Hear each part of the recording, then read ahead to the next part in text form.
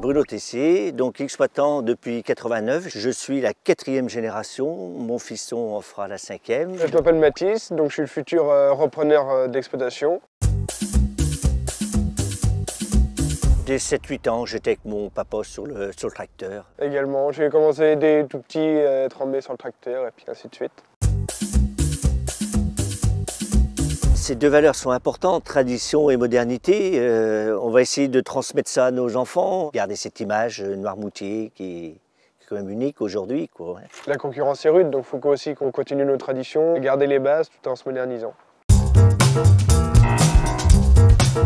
Noirmoutier, je me suis même pas posé la question, même si je suis vendéen, je suis Noirmoutrin avant tout. Il vient de Noirmoutier, il vient pas du Tout à fait. Cotignon, donc automatiquement il vient de Noirmoutier. Bonne réponse, c'est bien mon gars.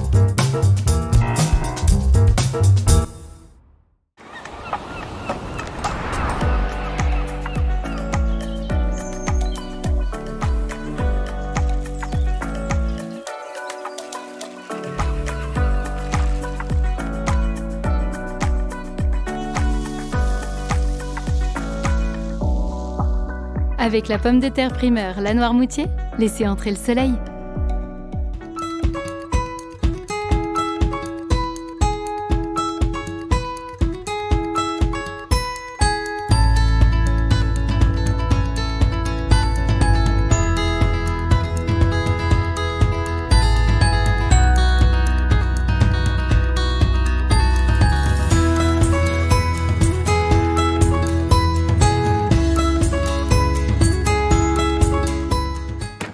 On mange quoi ce soir? Je ferais bien une petite recette avec des pommes de terre primeur. En ce moment à Noirmoutier, c'est la pleine saison des pommes de terre. Et avec du hareng, c'est délicieux. Tu te munis de ta plus belle bourriche et tu n'épluches pas ta pomme de terre. Tu viens juste les laver à l'eau claire. Nous, on a décidé de les cuire avec un bouillon de légumes, mais ça marche tout aussi bien avec de l'eau. Quand elles sont cuites, tu ajoutes quelques morceaux de beurre, 2 gousses d'ail et tu viens les faire rissoler. Pour garnir nos pommes de terre, on va se faire une petite rillette de hareng. Pour les ingrédients, c'est assez simple. Une conserve de hareng, environ 80 g de chèvre frais, un filet d'huile de hareng, de la ciboulette, de l'aneth et du poivre. C'est qui Annette?